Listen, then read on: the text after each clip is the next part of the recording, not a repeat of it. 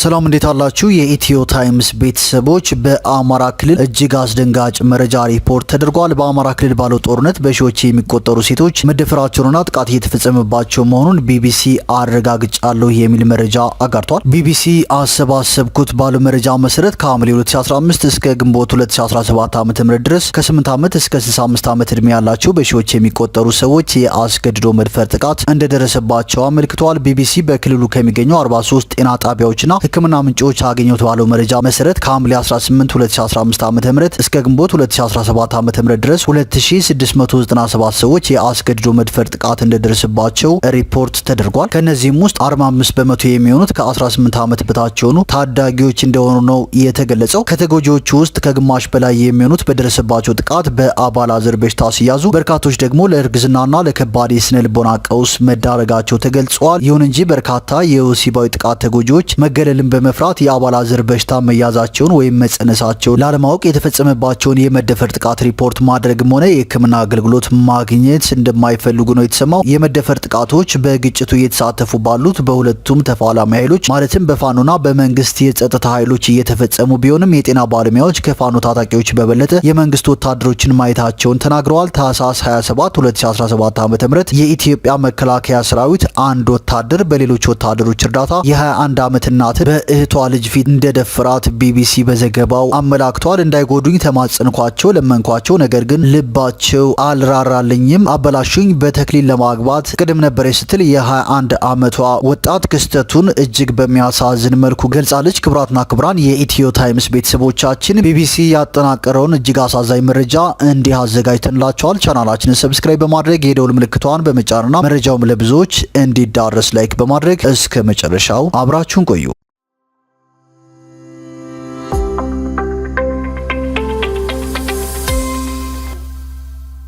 በአማራ ክልል ባለው ጦርነት በሺዎች የሚቆጠሩ ሴቶች መደፈራቸውንና ጥቃት እየተፈጸመባቸው መሆኑን ቢቢሲ አረጋግጫለሁ የሚል አስደንጋጭ መረጃ አጋርቷል። ቢቢሲ አሰባሰብኩት ባለው መረጃ መሰረት ከሐምሌ 2015 እስከ ግንቦት 2017 ዓ.ም ድረስ ከ8 ዓመት እስከ 65 ዓመት ዕድሜ ያላቸው በሺዎች የሚቆጠሩ ሰዎች የአስገድዶ መድፈር ጥቃት እንደደረሰባቸው አመላክቷል። ቢቢሲ በክልሉ ከሚገኙ 43 የጤና ጣቢያዎችና ሕክምና ምንጮች ባገኘው መረጃ መሰረት ከሐምሌ 18 2015 ዓ.ም እስከ ግንቦት 2017 ዓመተ ምህረት ድረስ በ2697 ሰዎች የአስገድዶ መድፈር ጥቃት መድረሱን ሪፖርት አድርጓል። ከነዚህም ውስጥ 45 በመቶ የሚሆኑት ከ18 ዓመት በታች የሆኑ ታዳጊዎች ናቸው። ከተጎጂዎች ውስጥ ከግማሽ በላይ የሚሆኑት በደረሰባቸው ጥቃት በአባላዘር በሽታ ሲያዙ፣ በርካቶች ደግሞ ለእርግዝናና ለከባድ የስነ ልቦና ቀውስ ተዳርገዋል። ይሁን እንጂ በርካታ የወሲባዊ ጥቃት ተጎጂዎች መገለልን በመፍራት የአባላዘር በሽታ መያዛቸውን ወይም መጸነሳቸውን ላለማወቅ የተፈጸመባቸውን የመደፈር ጥቃት ሪፖርት ማድረግም ሆነ ሕክምና አገልግሎት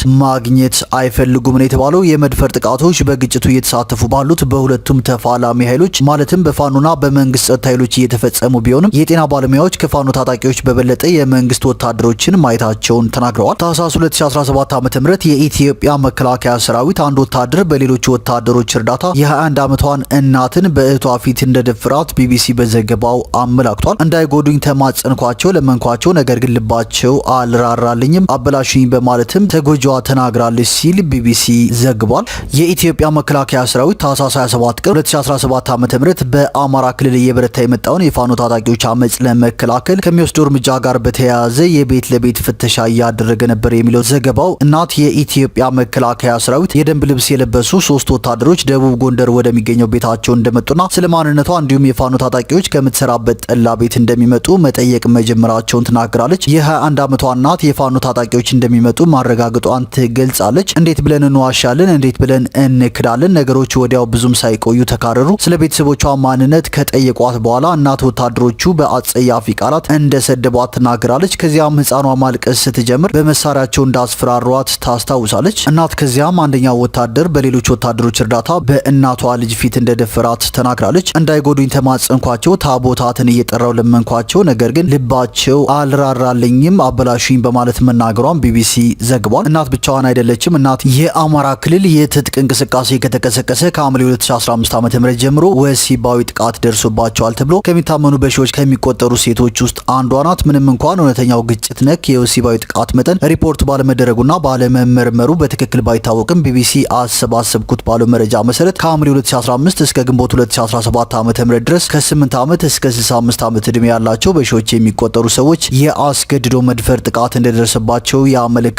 ገለልተኛ መገናኛ ብዙሃን በክልሉ ያለውን ግጭት ለመዘገብ በተጣለባቸው ክልከላና ገደብ ምክንያት ወደ ክልሉ መግባት ባይችሉም የቢቢሲ የናይሮቢ ጋዜጠኞች ቡድን የአስገድዶ መድፈር ጥቃት ተጎጂዎችንና የጤና ባለሙያዎችን በማነጋገር ቀውሱ በሰብአዊነት ላይ እያሳረፈ ያለውን ጠባሳ የሚመለከት መረጃ እንዳገኘ ተዘግቧል። የአማራ ክልል የትጥቅ ግጭት መንግስት ለ2 ዓመታት በነበረው ደም አፋሳሹ የትግራይ ጦርነት የተሳተፉትን ኃይሎች ጨምሮ የክልሉ ልዩ ኃይሎችን ለመበተን ሲሞክር ነበር የፈነዳው። የፋኖ ኃይሎች በእርምጃው ክህደት የተሰማቸው ሲሆን እንደ መብት ተሟጋቾች መረጃ በተለይም የአማራ ማህበረሰብ ላይ ያነጣጠሩ ጥቃቶች መባባሳቸውን ተከትሎ ከትግራይና ከሌሎች ክልሎች የደህንነት ስጋት እንዳሳደረባቸው ያምናሉ። ከወራት አለመረጋጋት በኋላ የፋኖ ኃይሎች በወሰዱት እርምጃ ዋና ከተሞችን በመቆጣጠር አመጻቸውን ጀምረዋል። የፋኖ ኃይሎች ራስን በራስ የማስተዳደር ትግልና ማህበረሰቡ በመንግስት ደርሶበታል ብለው ከሚያምኑት የአመታት መገለል እየተከላከሉ እንደሆነ ይናገራሉ። የፋኖ ኃይሎችን ጽንፈኛ ብሔርተኛ የሚላቸው መንግስት ለአመጹ ምላሽ የድሮን ጥቃቶችን ጨምሮ ከባድ እርምጃ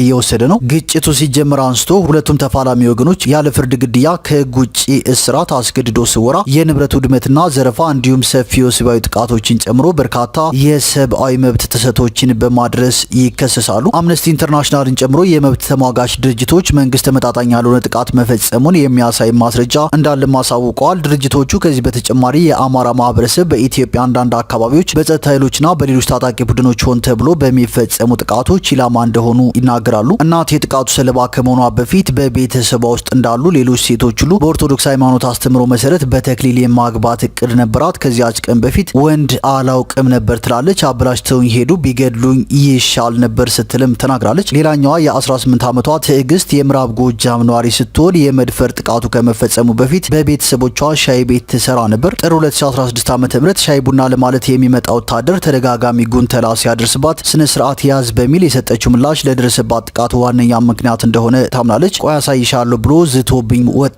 ምሽት አካባቢ ከስራ ወደ ቤት ስትመለስ ትዕግስት ቀን ላይ የጎነተላትን ጨምሮ 3 ወታደሮች መንገድ ላይ አድፍጠው እንደጠበቋትና መንገድ ዳር በደቦ እንደደፈሯት ተናግራለች። ቤተሰቦቼ ሲቆይባቸው እኔን ፍለጋ ሲወጡ መንገድ ዳር ወድቄ ያገኙኝ ስትልም ትዕግስት ታስታውሳለች። አፋፍሰው ወደ ጤና ጣቢያ ወሰዱኝ። ከዚያም 5 ቀን ቆየው። ጥቃቱ ከተፈጸመባት ጊዜ አንስቶ ትዕግስት በሰዎችና በውጭ ዓለም ፍርሃት ተሸብባ ከቤቷ መውጣት እንደማትችል ትናገራለች። ፍርሃት ስላደረብኝ ስራውንም ተውኩት። ወታደሮችን ሳይ በጣም እፈራለሁ፣ ወንዶችንም ሳይ ፍርሃት ያድርብኛል፣ እሸሻለሁ በማለትም ጥቃቱ ከደረሰባት ከዓመት በኋላ ተናግራለች። ትዕግስት የምታውቀው ህይወት እንዴት እንደተመሰቃቀለ ስትገልጽ ከእጮኛዋ ጋር መለያየቷንና ምን እንደተፈጠረ ምክንያቷን እንዳልነገረችው ትገልጻለች። በተስፋ መቁረጥ ስሜት የተዋጠችው ትዕግስት ራሷን ለማጥፋት ብትሞክርም ቤተሰቦቿ በጊዜው ደርሰው አትርፈዋታል። ከዚህ ጊዜ በኋላ ትዕግስት በተደጋጋሚ ራሷን ለማጥፋት አስባ እንደነበር ሳትደብቅ፣ ነገር ግን ለቤተሰቦቿ ራሷን ለማጥፋት በድጋሚ እንደማትሞክር ቃል መግባቷን ተናግራለች። ቢቢሲ በአማራ ክልል ስለተፈጠረው ቀውስ መረጃ ለማግኘት 400 ከሆኑት የክልሉ 43 ጤና ጣቢያዎችና የሕክምና ምንጮች መረጃዎችን ሰብስቤያለሁ ብሏል። በእነዚህ ተቋማት ከሐምሌ 18 2015 ዓ.ም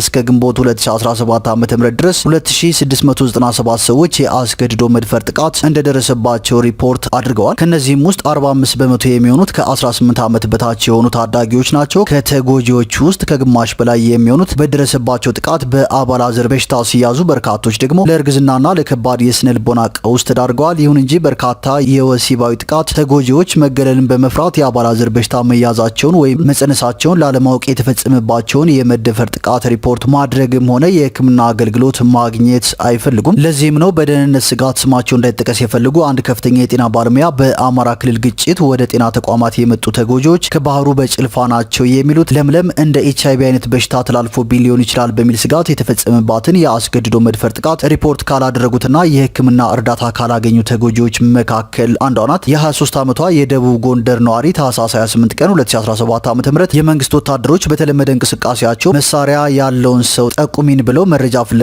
ወደ ቤታቸው መምጣታቸውን ትናገራለች። የሚፈልጉትን መረጃ ባለመስጠቷ አንደኛው ወታደር ከዛተባት በኋላ እንደደፈራት ተናግራለች። ጩኸት ብታሰሚ አንድ ጥይት ነው የሚበቃሽ ብሎ አስፈራራኝ በማለትም እንደሚያደርጋትም ለምለም ተናግራለች። አንድ ወር ሙሉ አለቀስኩ፣ ምግብ አይርበኝም፣ ስራዬ ማልቀስ ብቻ ሆነ፣ ቆሜ ለመሄድም ተቸገርኩ፣ ህመምተኛ ሆንኩ። ማህበረሰባዊ ሀሜትን በመፍራት ጭንቀት ውስጥ መግባቷን የምትናገረው ለምለም ከቤተ ክርስቲያን መራቋንም ተናግራለች። ሴት ሆኖ መፈጠር ያስጥላል፣ ወንድ ብሆን ደብድበው ጥለውኝ ይሄዳሉ እንጂ እንደዚህ ህይወቴን አያበላሹትም ነበር ስትል ለምለም የደረሰባት ጥቃት ቁስል በሴትነቷ ላይ ያሳደርባትን ከባድ ስሜት ታብራራለች። ቢቢሲ አነጋገርኳቸው ያላቸው የጤና ባለሙያዎች በበኩላቸው ግጭቱ ከተቀሰቀሰ በኋላ ወሲባዊ ጥቃቶች በከፍተኛ ሁኔታ መጨመራቸውን ተናግረዋል። እያለቀሱ በፍርሃት እየተንቀጠቀጡ ለማውራት እየከበዳቸው ነው የሚመጡት ሲሉ አንድ የጤና ባለሙያ የተጎጂዎችን ስሜት ይገልጻሉ። ሆኖም ወደ ጤና ተቋማት የሚመጡ ተጎጂዎች የአጥቂዎቻቸውን ማንነት ለመናገር እንደሚያመነቱና ፍትህን ፈልገው እንደማይመጡ ባለሙያዎች አመልክተዋል። ይህም በከፊል በግጭቱ ምክንያት ህግና ስርዓት በመስተጓጎሉ ነው። ለዚህ ዘገባ ሰላም እያልን የምንጠራት የ18 ዓመት ወጣት ይህ ክፍተት ለሁለተኛ ጊዜ የጥቃት ሰለባ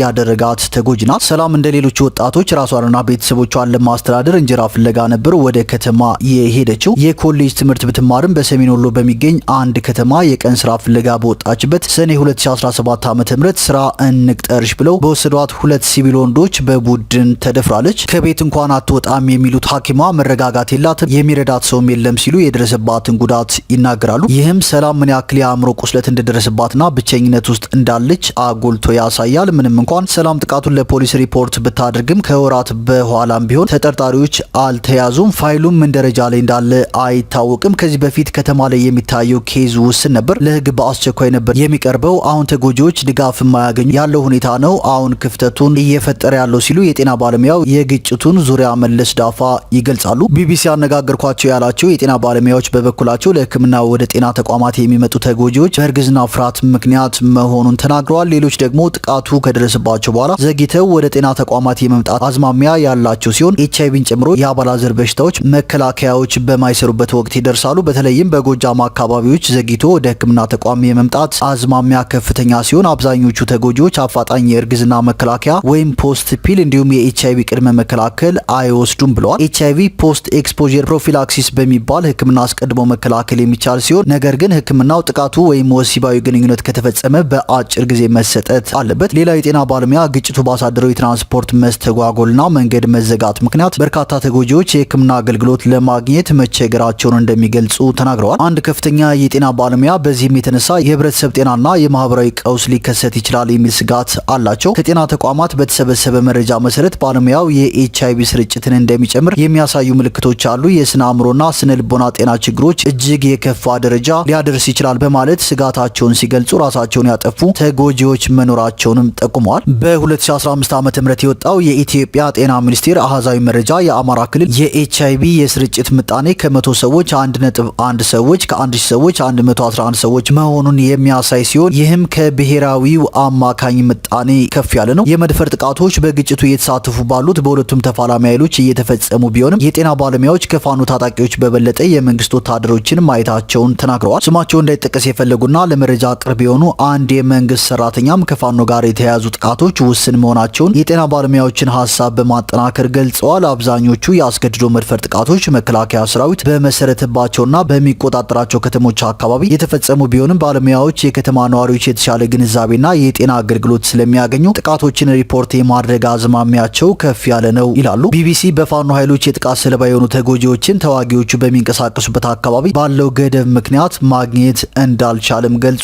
የመንግስታቱ ድርጅት ከፍተኛ የሰብአዊ መብቶች ኮሚሽን ቢሮ ሰኔ 2016 ዓ.ም ይፋ ባደረገው ሪፖርቱ በመንግስት ኃይሎችና በፋኖ ታጣቂዎች መካከል እየተካሄደ ባለው የግጭት አውድ ህጻናት ላይ ጨምሮ ወሲባዊ ጥቃቶች የተፈጸሙት በመከላከያ ሰራዊት ነው ብሏል። ቢቢሲ የኢትዮጵያ መከላከያ ሰራዊት ለቀረቡበት ክሶችና ወቀሳዎች ምላሽ እንዲሰጥ የጠየቀ ሲሆን ከወራት መጠበቅ በኋላ ምላሽ አላገኘም። ቢቢሲ ጉዳዩ ከሚመለከታቸው የአማራ ክልል ከፍተኛ የስራ ኃላፊዎች ዝርዝር መረጃ ለማግኘት አደረግኩት ያለው ተደጋጋሚ ጥረትም እንዳልተሳካ ገልጿል። የአማራ ፋኖ በጎጃም ምክትል ሰብሳቢና የፖለቲካ ጉዳዮች ኃላፊ የሆኑት አቶ አስረስ ማረ ለቢቢሲ ተዋጊዎቻቸው ያስገድዶ መድፈር ጥቃቶች ስለመፈጸማቸው እውቅና እንደሌላቸውና የቀረበባቸው ክስም እንደሌለ መናገራቸውን ቢቢሲ ዘግቧል። ምክትል ሰብሳቢው አክለውም ወሲባዊ ጥቃት የፈጸመ ተዋጊ ያለ ርህራሄ እስከ ሞት የሚያደርስ ቅጣት የሚጥል ህግ እንዳላቸው ገልጸዋል። ቢቢሲ በመንግስት የተፈቀደና በባህር ዳር ዩኒቨርሲቲ የሚመራ ቡድን ከግጭቱ ጋር ተያይዞ በሴቶች ላይ የደረሰውን ወሲባዊ ጥቃት እያጠና እንደሆነና የግኝቱ ውጤትን በሚቀጥሉት ወራት ይፋ እንደሚሆን ማወቅ መቻሉን ገልጿል። በ2013 ዓ.ም